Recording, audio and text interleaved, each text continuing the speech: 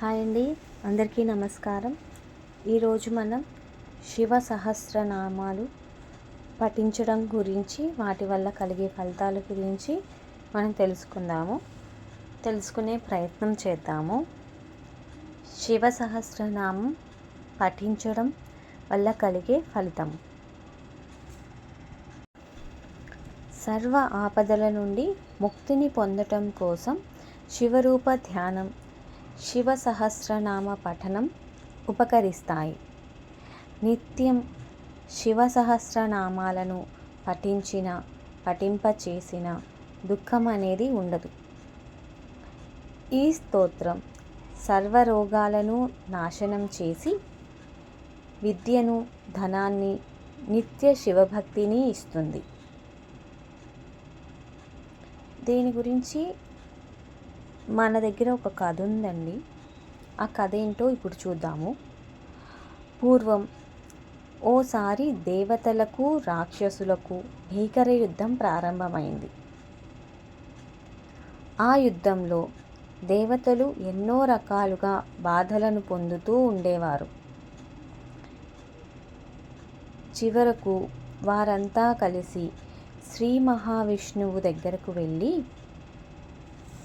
తమ కష్టాలను తీర్చమని వేడుకొన్నారు.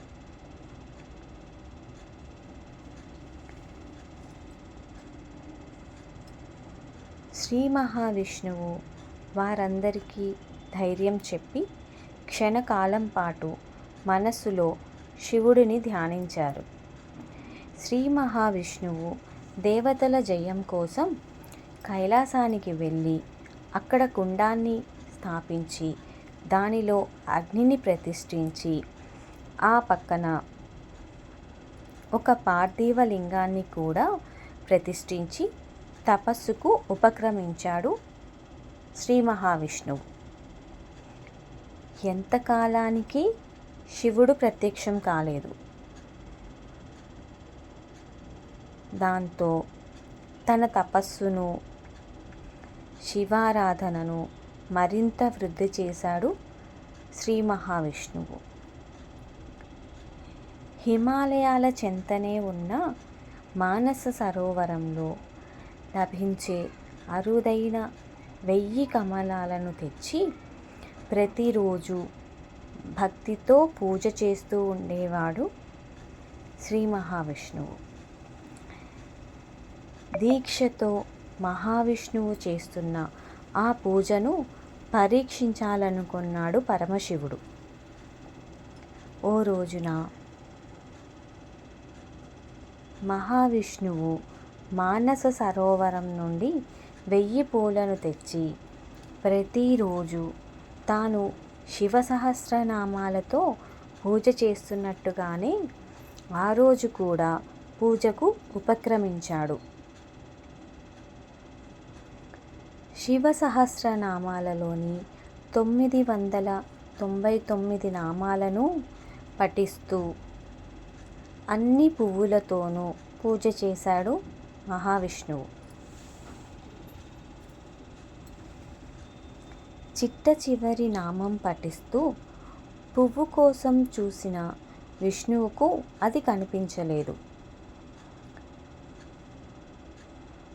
ఎలాగైనా సహస్రనామాలను పువ్వులతో కలిపి పూజ చేయాల్సిందేనని దీక్ష పట్టిన విష్ణువు కమలాన్ని పోలిన తన కన్నునే పరమశివుడికి అర్పించి పూజ చేయాలని నిర్ణయించుకున్నాడు.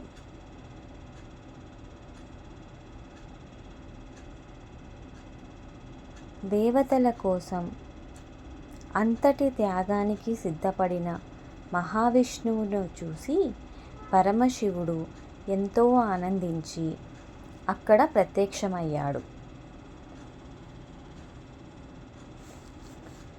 లోక కళ్యాణం కోసం గొప్ప త్యాగానికి సిద్ధపడిన శ్రీ మహావిష్ణువుకు రాక్షస సంహారం కోసం తేజోరాశి లాంటి సుదర్శన చక్రాన్ని ప్రసాదించాడు.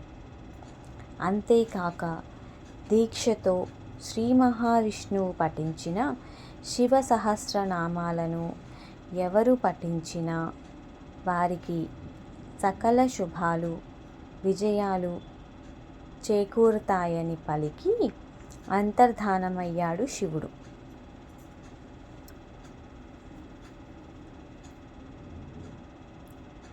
ఆ తరువాత విష్ణుమూర్తి నిరంతరం సుదర్శన చక్రాన్ని ధరిస్తూ దేవతల శత్రువులను సంహరిస్తూ వారికి శాంతిని కలిగించాడు.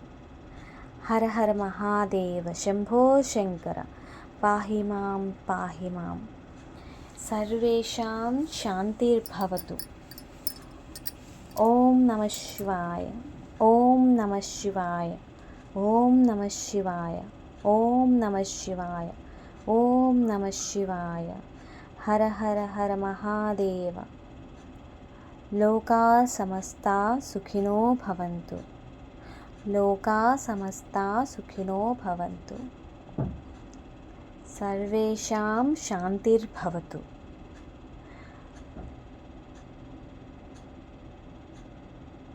స్వామి అనుగ్రహ ప్రాప్తిరస్తు. స్వస్తి.